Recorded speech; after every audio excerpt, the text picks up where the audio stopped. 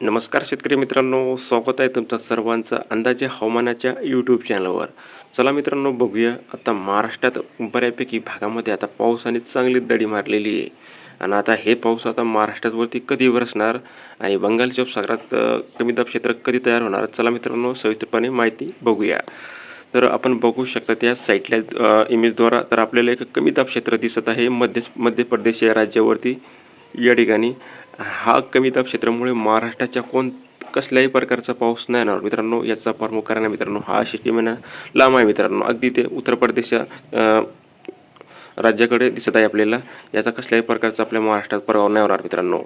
तर मित्रांनो काय होतं आहे मित्रांनो, जे कमी दाब क्षेत्र आंध्र प्रदेशच्या किनारपट्टी भागात तयार न होता ते साधारणपणे पश्चिम बंगालच्या किनारपट्टी भागामध्ये तयार होत आहे मित्रांनो. आणि याचा साधारणपणे ट्रॅक असतो पश्चिम बंगाल, ओडिसा, झारखंड डायरेक्ट ते उत्तर प्रदेश आणि मध्य प्रदेशच्या बॉर्डरनुसार पुढं सरकतात मित्रांनो उत्तर भारताकडे. त्याच्यामुळे महाराष्ट्रात कसल्याही प्रकारचा पाऊस नाही होता मित्रांनो. सध्या पिरियडमध्ये महाराष्ट्रात कधी पाऊस वाढणार, साधारणपणे बंगालच्या उपसागरात आंध्र प्रदेशच्या किनारपट्टी भागामध्ये या ठिकाणी आपल्याला एक कमी दाब क्षेत्र तयार झाला. आणि याचा मार्ग मित्रांनो कसा असतो मित्रांनो, या भागामध्ये तयार झाल्यावरती जेव्हा पण बंगालच्या उपसागरात आंध्र प्रदेश किनारपट्टीवर कमी दाब क्षेत्र तयार होतो मित्रांनो, तर त्याचा मार्ग असा असतो मित्रांनो, आंध्र प्रदेश, तेलंगणा डायरेक्ट ते आपल्या महाराष्ट्राकडे येतात. आणि तेव्हा काय होतं मित्रांनो, वाऱ्याच्या दिशांमध्ये बहुतांश पट्ट्यामध्ये बदलतात. हे बंगालच्या उपसागरात वाऱ्याने आपल्या महाराष्ट्राकडे येतात अशा प्रकारे.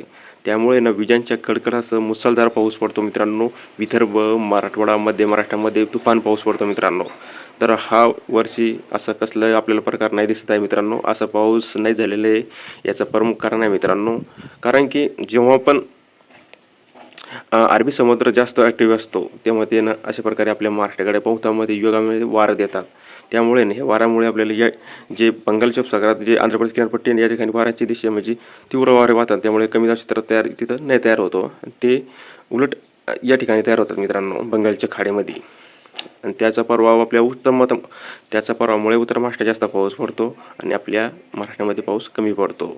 याचं कारण एकच आहे मित्रांनो, अरबी समुद्र फक्त आहे ना कोकण किनारपट्टीला सुद्धा पाऊस देतो, ते पण रिमझिम देतो पुढं, त्याचा काही असर नाही होतो मित्रांनो. चला मित्रांनो, नकाशाद्वारे आपण बघूया पुढचा अंदाज. तर पुढील काही दिवसांमध्ये फक्त आपल्याला विदर्भाच्या काही भागामध्ये पाऊस दिसत आहे मित्रांनो. साधारणपणे गोंदिया, भंडारा या ठिकाणीच आपल्याला पाऊस दिसत आहे. आणि आपल्याला कोकण किनारपट्टीला सुद्धा हलक्या मध्यम पाऊस होऊ शकतो आणि जास्त काही पाऊस आपल्याला नाही दिसत आहे.